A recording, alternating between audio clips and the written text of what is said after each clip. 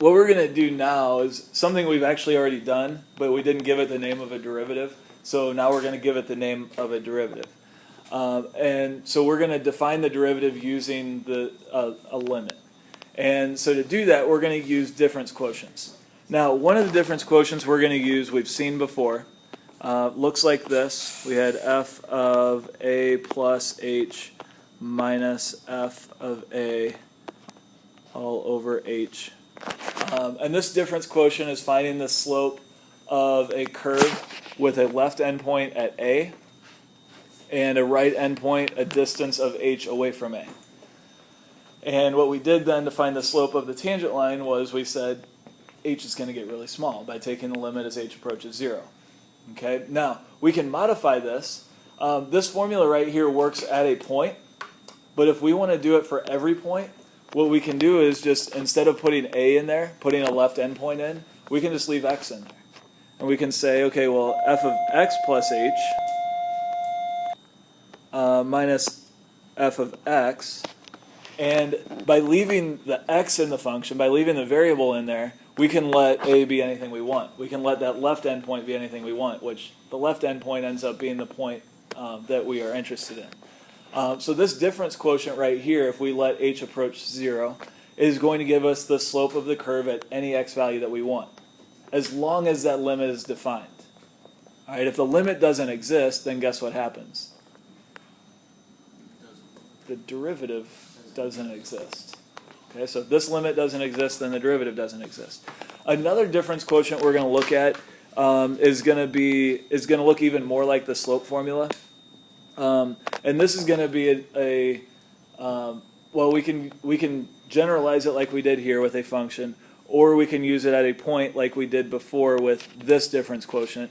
And it comes from this formula, delta y over delta x for slope. And what we would do is, instead of using a width for the interval, we can just use 2 points for the interval. So we could do f of b minus f of a all over b minus a. That's just the slope formula. And if we want to know what the slope of the tangent line at a is, then we can take the limit as b does what?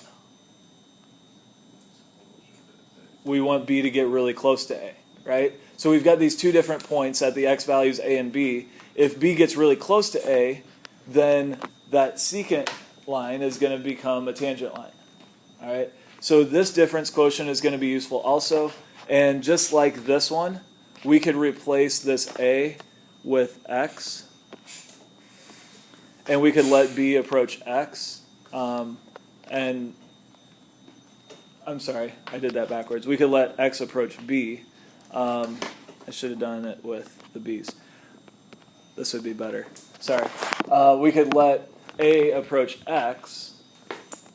I'm sorry, I'm having trouble. X approach a, and that'll give us the derivative there. Okay, so that's actually kind of 4 different ways we could do it. We could use this difference quotient to find the derivative at a point, which is what we did before. We could replace that point with just the variable x and find the derivative at every point at one time. And then the same thing here. We can use this to find the derivative at any point a by letting b approach a, or we can find it in general by just putting the x value in there.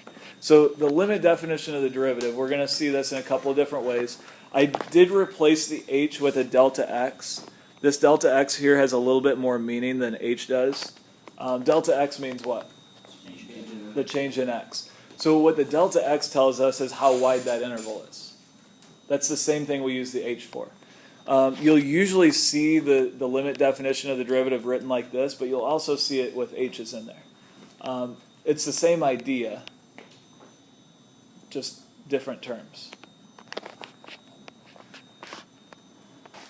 This one here, this is the one we've done before, but rather than having x in here, we said that the slope at point A was f of a plus h minus f of a over h.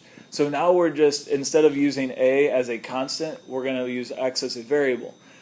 You could still use a and not put anything in for a. So like the other day when I said find the slope of the curve at x equals 1, you put 1 in for a. You could have just left a in there and done all the algebra and evaluated the limit, and it would give you an expression with a in it. But we can just do that with the x in there too.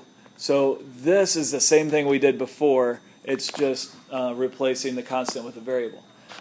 Down here, c is a constant. And so since c is a constant, what this is doing is finding the derivative at a point. So I might use this if I want to find the derivative at x equals 1, I would put 1 in for c. And so the way this would look then is f prime of 1 equals the limit as x approaches 1 of f of x minus f of 1 over x minus 1. All right, this can be a lot easier to work with than this one at times. We're going to use this one more often. This one's a little bit trickier to use a variable instead of a constant. Basically what we would have to do is use a variable here, like rather than putting a constant in for c, we would just leave the c in there, and then we would find the derivative in terms of c. So these two definitions here are going to be how we find derivatives for the first part of the course here. I will tell you right now, those of you that are taking physics, you're going to learn shortcuts for taking derivatives very soon, if you haven't already today. You're not allowed to use those shortcuts yet in here. Sorry.